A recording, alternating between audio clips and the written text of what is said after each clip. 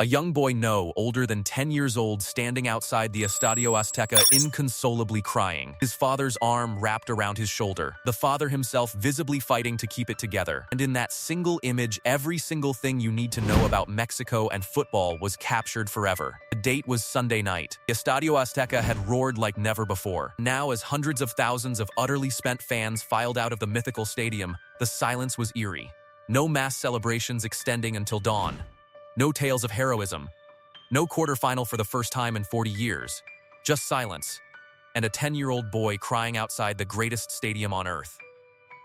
Mexico had just fallen 3-2 to England. Round of 16. And just like that, the dream was over. Here is what made this one so painful. Mexico were extraordinary. For all but 98 seconds in the first half and less than 10 seconds in the second, El Tri touched perfection. They outplayed the Three Lions for long stretches. They played almost 50 minutes with a man advantage. And still somehow it was not enough. Because England, a team of that caliber, only ever needs seconds. Seconds to change everything. Seconds to end a dream. Javier Aguirre had said it before the match. And he said it again after. You have to play a perfect game if you want to defeat England. Mexico came agonizingly close. But close is not perfect. And perfect was the only acceptable currency. But here is the thing nobody wants to say out loud. This should have been the one. Every Mexico fan felt it. Every neutral watching felt it. A 50-minute man advantage. The Azteca behind them. The entire nation holding its breath. This should have been the one. Before the heartbreak came the joy. And the joy was real.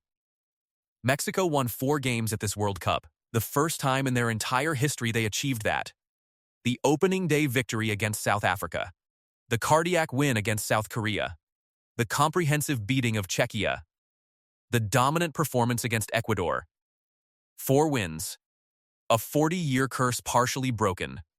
For 25 days, 130 million people became one. Groups of fans screaming Quiere volar, they want to fly before launching each other into the air.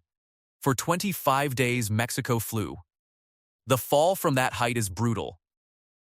But the flight itself was everything. And here is where the story gets heavier. Because this exact feeling, is not new for Mexico.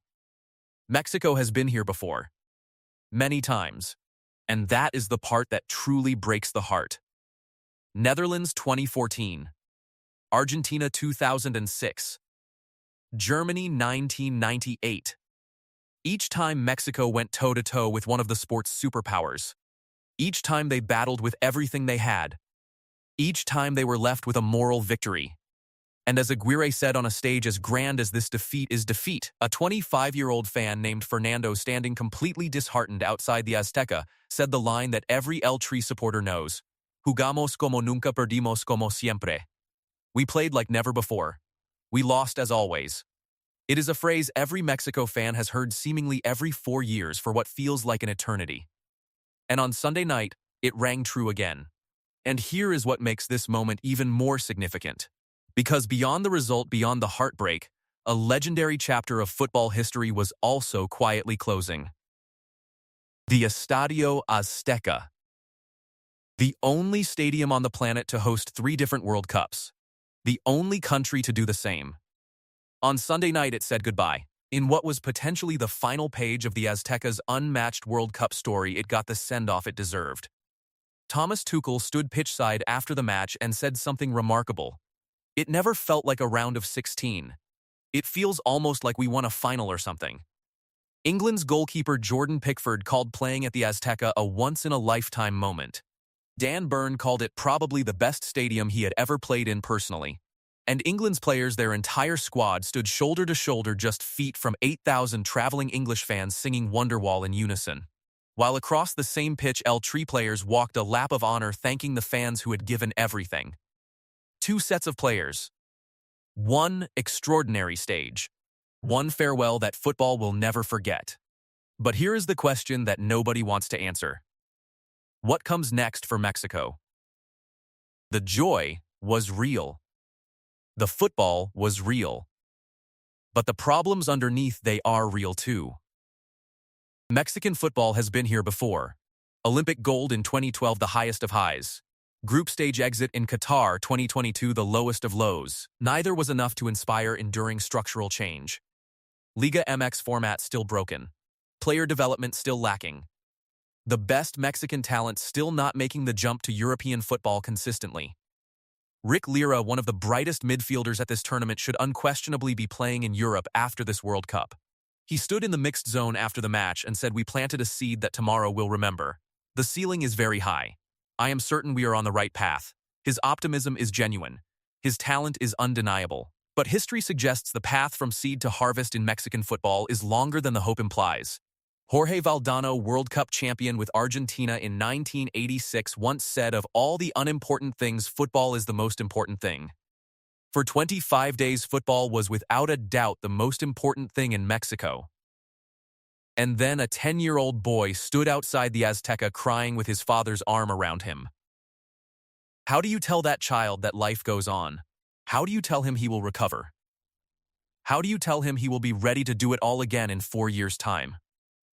That is the power of football. The same thing that can shatter your heart into a million pieces has the power to put it back together. Mexico's 2026 World Cup campaign is over. 4 wins, a first in history. A 40-year curse touched, but not broken. A nation of 130 million united as one for 25 extraordinary days. Javier Aguirre confirmed this was his last match as Mexico manager. He leaves behind a nation that rediscovered its love for its team. Whether Mexican football uses this moment to finally fix what is broken, only time will tell. But for a moment, football made life in Mexico a little more worth living. And no result, no scoreline, no round of 16 exit can ever take that away. Drop your verdict in the comments right now. Does Mexico finally break through in 2030? Or will the pattern continue? Subscribe now, the next breakdown is already coming. Do not miss it.